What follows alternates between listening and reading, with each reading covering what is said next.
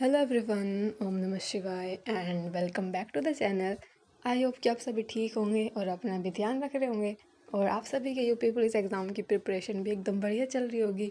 और आज है day 18 of UP police preparation और आज हम क्या क्या चीज़ें पढ़ने वाले हैं, क्या क्या टॉपिक्स कवर करने वाले हैं, इन सब चीज़ों के बारे में वीडियो के थोड़ा बाद में बात करेंगे।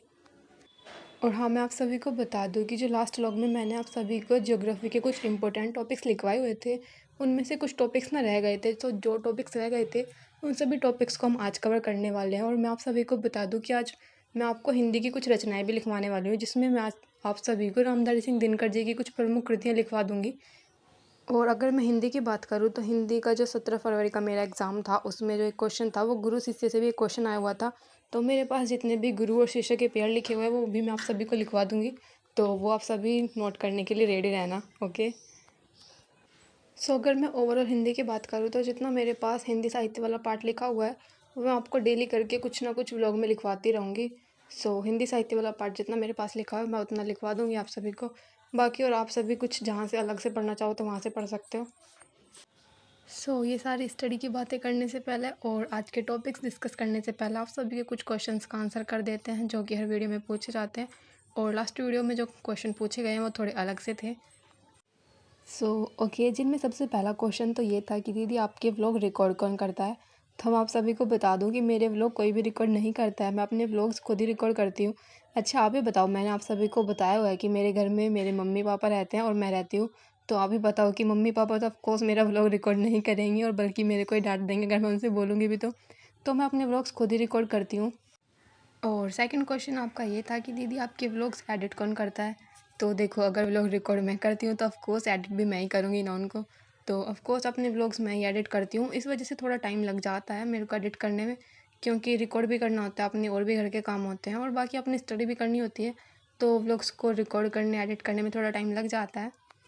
और उनमें से नेक्स्ट क्वेश्चन ये था कि दीदी आप कौन से एडिटिंग ऐप का यूज़ करते हो अपनी वीडियोस को या अपने व्लॉग्स को एडिट करने के लिए। तो मैं आपको बता दूं कि अभी करंटली तो मैं वीएन का यूज़ कर रही हूँ अपनी वीडियोस को अपने व्लॉग्स को एडिट करने के लिए। लेकिन स्टार्टिंग में जब मैंने यूट्यूब शुरू ही किया था तो मैंने काइन मास्टर का यूज़ किया था, क्योंकि काइन मास्टर काफ़ी ज़्यादा ईजी है। बट एक्चुअल में बात करूँ तो मैंने थोड़े दिन ही उसका यूज़ किया था, क्योंकि उसमें काइन मास्टर का एक बड़ा सा लोगो आता है जो कि साइड में लिखा रहता है, जो कि बिल्कुल भी अच्छा नहीं लगता है। और आप सभी का नेक्स्ट क्वेश्चन था कि यदि आप अपने स्टडी व्लॉग डेली बनाया करो, क्योंकि आप डेली बेसिस पर टारगेट सेट करते हो, तो प्लीज़ आप व्लॉग भी डेली बनाया करो। तो मैं आप सभी को बता दूं, जैसे कि मैंने आप सभी को भी बताया कि अपना व्लॉग को मैं रिकॉर्ड भी खुद करती हूँ, एडिट भी खुद करती हूँ। मतलब ओवरऑल अगर मैं बात करूँ तो जितना भी काम होता है वीडियोज़ को लेकर, बनाने से लेकर उसको अपलोड करने तक का जितना भी होता है वो काम मैं खुद ही करती हूँ। तो इस वजह से मुझे इतना ज़्यादा टाइम नहीं मिल पाता है कि मैं अपने व्लॉग्स डेली बना सकूँ, जिसकी वजह से अल्टरनेट डेज़ पर ही मेरा व्लॉग आता है। तो I am really sorry for that. और नेक्स्ट क्वेश्चन था कि दीदी आप फ़ोन से रिकॉर्ड करते हो या फिर कैमरे से। तो मैं आप सभी को बता दूं, देखो मेरे पास फ़ोन है, मैं अपने सिर्फ फ़ोन से रिकॉर्ड करती हूँ, कोई कैमरा वगैरह तो नहीं है और ना ही कोई माइक है, कोई ट्राईपॉड भी नहीं है, कोई स्टैंड भी नहीं है, कुछ भी नहीं है मेरे पास। बस एक्चुअली में मेरे पास मेरा फ़ोन है। सो मैं अपने फ़ोन से रिकॉर्ड करती हूँ जो भी मैं रिकॉर्ड करती हूँ और अपने फ़ोन से एडिट करती हूँ, अपलोड भी फ़ोन से ही करती हूँ। तो आप देख सकते हो सभी काम मैं फ़ोन से करती हूँ। और क्योंकि माइक वगैरह मेरे पास नहीं, इसलिए व्लॉग में आवाज़ काफ़ी कम लगती होगी आप सभी को भी। तो प्लीज़ आवाज़ बढ़ाकर देख लिया करो, I am really sorry for that. और नेक्स्ट क्वेश्चन आप सभी का ये था कि दीदी ये जो स्टडी टेबल आप यूज़ करते हो स्टडी करने के लिए, ये स्टडी टेबल कितने तक की मिल जाएगी। तो मैं आप सभी को बता दूं कि एक्चुअली में ये जो स्टडी टेबल ये मेरे भैया ने मुझे गिफ्ट की थी। तो आई थिंक ये 250 या 300 तक के आसपास की मिल जाएगी। और अगर आप चाहो तो ऑनलाइन भी इसको मंगा सकते हो, शायद ये ऑनलाइन में मिल जाएगी। अगर मैं अपनी बात करूँ तो मैंने ये ऑनलाइन नहीं ली थी, मैंने अपने पास के एक टाउन से ली थी ये। तो ईज़िली मिल गई थी वहाँ पर। तो मुझे लगता है कि आपके घर के आसपास भी कोई थोड़ा शहर होगा, कुछ टाउन होगा, तो वहाँ पर मिल जाएगी आपको ईज़िली। और अगर नहीं मिलती है तो फिर आप इसको ऑनलाइन भी मंगा सकते हो। और काफ़ी बेनिफिट है स्टडी टेबल का, और स्पेशली जिस टाइम पर आप नोट्स बना रहे होते हो या फिर मैथ्स के क्वेश्चन सोल्व कर रहे होते हो, इस टाइम पर बहुत ज़्यादा बेनिफिट लगता है इसका। आज है day 18 of UP police preparation और आज हम ये टॉपिक्स पढ़ने वाले हैं, ये सब्जेक्ट कवर करने वाले हैं। तो यहाँ पर बैठकर सबसे पहले तो मैं अपना रीजनिंग वाला पार्ट ही पढ़ रही थी, जिसमें मैंने सबसे पहले तो मेंटल एप्टीट्यूड वाली बुक पढ़ी है और आज मैंने वो बुक अपनी कंप्लीट कर ली है, क्योंकि इसके 5 चैप्टर लगभग तो मैं इससे एक दिन पहले पढ़ चुकी थी और 5 चैप्टर्स या इससे ज़्यादा चैप्टर्स मैंने आज पढ़ लिए हैं। तो मेंटल एप्टीट्यूड वाली बुक मेरी कंप्लीट हो चुकी है। और अगर आप बोलोगे कि दीदी 2 दिन में आपने ये बुक कैसे कंप्लीट कर ली, तो मैं आपको बता दूँ ये बहुत ज़्यादा बड़ी बुक नहीं है, बहुत ही छोटी सी बुक है और अगर आप चाहोगे तो 2 दिन में आपकी भी कंप्लीट हो जाएगी। बहुत ज़्यादा बड़ी बुक नहीं है ये, ईज़िली कंप्लीट हो जाएगी और हर एक चैप्टर में ज़्यादा क्वेश्चन भी नहीं है, सिर्फ 20-20 क्वेश्चन है। और मेंटल एप्टीट्यूड वाली ये बुक कंप्लीट करने के बाद इसके बाद मैंने प्रैक्टिस सेट किया था जो राहुल सर डेली कराते हैं। सो मैंने एक रीजनिंग का प्रैक्टिस सेट किया था। रीजनिंग में सिर्फ ये 2 चीज़ें ही पढ़ी हैं मैंने आज। रीजनिंग वाला पार्ट कंप्लीट करने के बाद मैं नहा कर आ गई थी और बस नहा कर आने के बाद सिर्फ चाय पी थी और मैं बैठ गई थी पढ़ाई करने के लिए। और ये बिल्ली यहाँ पर मस्त सोती रहती है रोज़। और क्योंकि रीजनिंग वाला पार्ट मेरा कंप्लीट हो चुका था, अब इसके बाद मैं बैठ गई थी मैथ्स पढ़ने के लिए, जिसमें मैंने सबसे पहले तो 2 प्रैक्टिस सेट सोल्व किए हैं जो कि RWA पर राहुल सर ने कराए हुए हैं। उसमें डिस्काउंट वाला चैप्टर चल रहा है तो डिस्काउंट वाले के जितने भी क्वेश्चन थे वो सभी किए हैं। और डिस्काउंट वाला चैप्टर कितना ज़्यादा ईजी होता है, तो दोनों क्लास काफ़ी ज़्यादा ईजी थी। और अगर मैं बात करूँ तो सिर्फ 1-2 क्वेश्चन थे जो थोड़े डिफ़िकल्ट थे, जिनको समझने में भी थोड़ा ज़्यादा टाइम लगा था। अदरवाइज़ मैंने 2x की स्पीड पर क्लास करी थी और सारे क्वेश्चन ईजिली समझ आ गए थे और हो भी गए थे। तो मैथ्स का मतलब डिस्काउंट वाला चैप्टर तो होता ही ईजी था, छोटा सा चैप्टर होता है। और यहाँ पर मैथ्स के 2 प्रैक्टिस सेट सॉल्व करने के बाद मैंने थोड़ी देर रेस्ट किया था और उसके बाद मैं बैठ गई थी हिंदी के अपने प्रैक्टिस सेट सॉल्व करने के लिए, जो कि ममतेज सर करा रहे हैं अभी और काफ़ी अच्छे प्रैक्टिस सेट करा रहे हैं सर।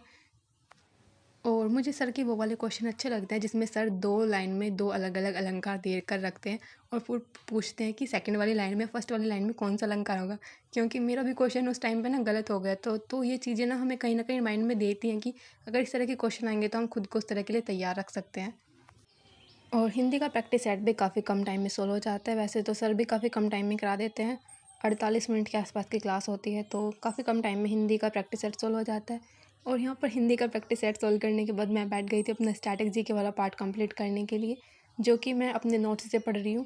और स्पेशली क्योंकि स्टैटिक जीके वाला पार्ट कहीं ना कहीं ज़्यादा आता है, तो मुझे लगता है कि हमें स्टैटिक जीके पर ही ज़्यादा फोकस करना चाहिए। और शायद जिस वजह से मैं कहीं ना कहीं स्टैटिक जीके पर फोकस भी थोड़ा ज़्यादा कर रही हूँ इस टाइम पर। तो स्टैटिक जीके में सबसे पहले तो मैंने पढ़ा था भारत के राष्ट्रीय उद्यान। जितने भी अलग अलग राज्य में भारत के राष्ट्रीय उद्यान स्थित हैं वो सभी राष्ट्रीय उद्यान मैंने यहाँ पर याद किए हैं। और उसके बाद मैंने भारत के वन्यजीव अभ्यारण्य याद किए हैं, जिसमें काफ़ी सारे थे। हर एक राज्य की मैं बात करूँ तो काफ़ी सारे थे। स्पेशली अगर मैं मध्य प्रदेश की बात करूँ तो मध्य प्रदेश में तो काफ़ी सारे हैं। और उसके बाद थर्ड मैंने यहाँ पर भारत की मिट्टी और मिट्टी के प्रकारों के बारे में पढ़ा है कि कहाँ के मतलब किस एरिया में किस तरह की मिट्टी पाई जाती है, पर्वतीय क्षेत्रों में कौन सी मिट्टी होती है, मरुस्थलीय क्षेत्रों में कौन सी मिट्टी होती है। तो मिट्टी के प्रकार को यहाँ पर अच्छे से पढ़ लिया है मैंने। और इसके बाद स्टैटिक जीके की अगर फोर्थ टॉपिक की बात करूँ तो फोर्थ टॉपिक में मैंने पढ़ा है कि भारत की प्रमुख फसलें, जिसमें जायद, खरीफ, रबी की फसल हो गई, कि इनके अंदर कौन कौन सी फसलें आती हैं। मुझे लगता है कि अगर स्टैटिक जीके के पार्ट में ये वाला पार्ट जो है काफ़ी इंपॉर्टेंट है, जिसमें प्रमुख फसलों के बारे में हमें पढ़ लेना चाहिए।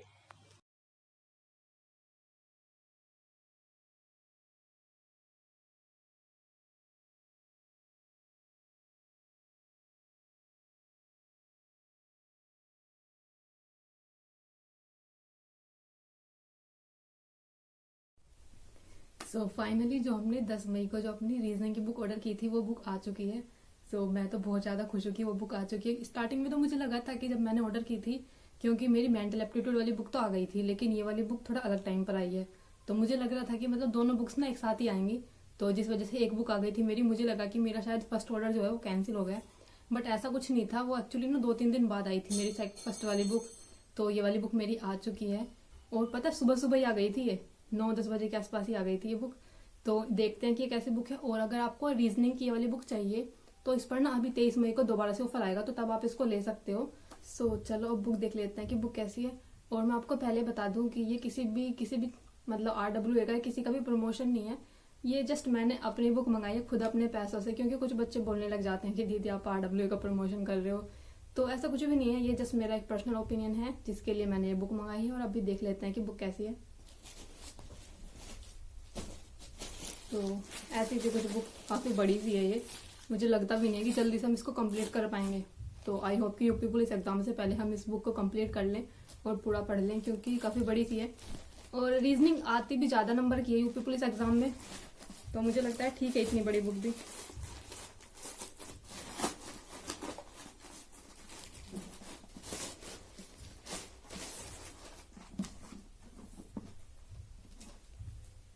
ये बुक कुछ ऐसी है बाहर से, थोड़ी ये मुड़ी तुड़ी सी हो रही है, पता नहीं कैसी है, तो लग रहा है जैसे पुरानी सी हो कुछ।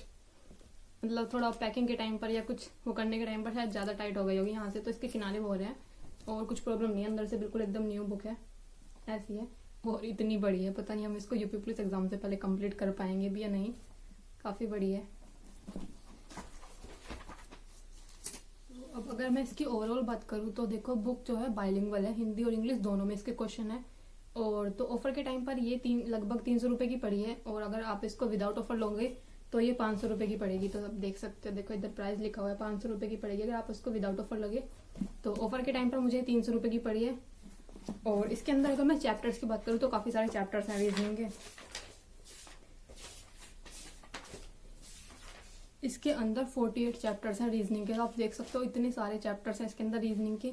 और जो मेंटल एप्टीट्यूड वाली हमने बुक मंगाई थी अभी अंकित भाटी सर की, उसके अंदर सिर्फ 13 चैप्टर थे, और इसके अंदर 48 चैप्टर्स हैं इस बुक के अंदर, जिसमें एनालॉजी है, क्लासिफिकेशन है, कोडिंग डिकोडिंग भी है, सीरीज भी है, लॉजिकल अरेंजमेंट है, वेन डायग्राम, डाइस के हैं, डायरेक्शन के हैं, blood relation, ranking test, order and sequence के हैं, sitting arrangement, puzzle test, clock, calendar, मतलब सभी हैं। मैं क्या बताऊं आपको ये सारे चैप्टर्स, क्योंकि ये सभी हैं जिस तरह के क्वेश्चन सर डेली क्लासेस में कराते हैं उस तरह के क्वेश्चन है।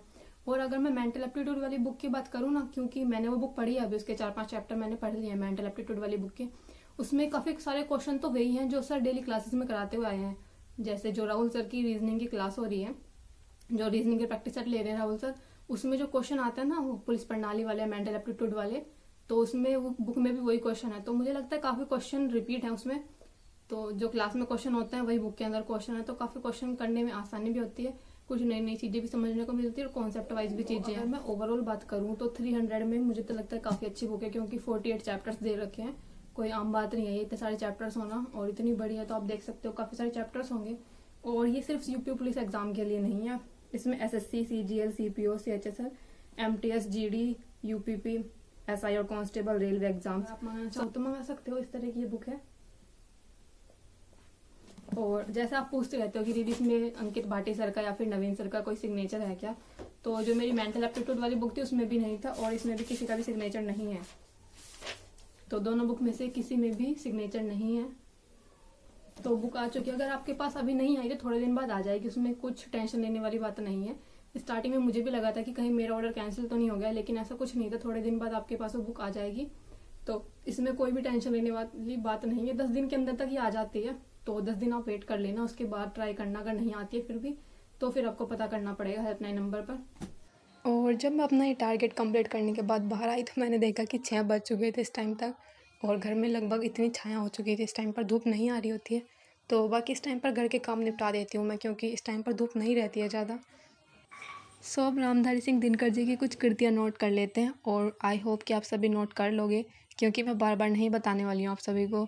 इस बार मतलब आज मैं आपको नोट करवा रही हूँ, तो प्लीज़ इनको अच्छे से नोट कर लेना और याद भी कर लेना इसके बाद। तो सबसे पहले रामधारी सिंह दिनकर जी की कृति है अर्धनारीश्वर, उर्वशी, कुरुक्षेत्र, परशुराम की प्रतीक्षा, रेणुका, रसवंती। और मुझे ये बताओ कि इनमें कुछ कोमा लगाकर या अलग अलग से तो बोलने की ज़रूरत नहीं है ना मेरे को। और नेक्स्ट है रश्मिरथी, फिर है सामधेनी, सिप्पी और शंख, हारे को हरिनाम, हुंकार, उजली आग, इतिहास के आंसू, मिट्टी की ओर, रेती के फूल, संस्कृति के 4 अध्याय, वट पीपल, और एक है राष्ट्रभाषा और राष्ट्रीय एकता। तो आई होप बस मेरे पास इतनी लिखी हुई थी रामधारी सिंह दिनकर जी की कृतियाँ। तो आप सब इन सभी को अच्छे से याद कर लेना। और इनमें जो मैं इम्पोर्टेंट कृतियों की बात करूँ तो उसमें है अर्धनारीश्वर, उर्वशी, कुरुक्षेत्र, परशुराम की प्रतीक्षा, ये कुछ इंपॉर्टेंट है, जिसमें संस्कृति के 4 अध्याय, मिट्टी की ओर, रेती के फूल, और रश्मिरथी इनकी काफ़ी इंपॉर्टेंट रचना है रामधारी सिंह दिनकर जी की। तो जितनी भी इंपॉर्टेंट है इनको तो बहुत अच्छे से याद कर लेना। मिलते हैं नेक्स्ट व्लॉग में, तब तक के लिए बाय बाय, टेक केयर।